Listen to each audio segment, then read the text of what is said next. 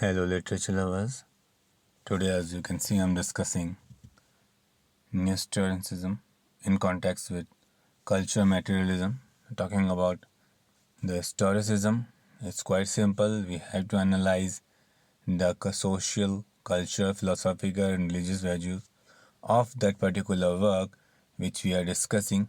So it's quite simple, and we have to determine it, and it can also use the modes of Marxism. So social culture is there. Now talking about Marxism, it is talking about the base and the superstructure, that is the overall commercial institutions and practices.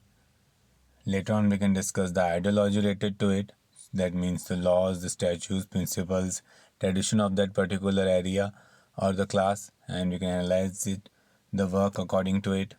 And there are many thinkers and who analyze the work and practices and can be there talking about the theory. It's quite simple.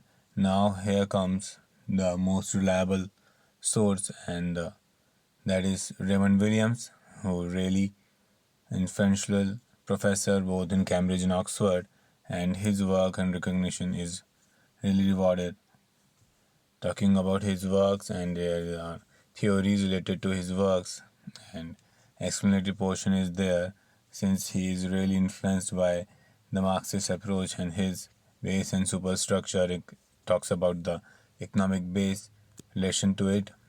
Now another thinker that comes here is the Michael Foucault, and I have already discussed his theory, and according with that his genealogy. And here is the further explanation of his work, that is Discipline and Punishment and the Will to Knowledge.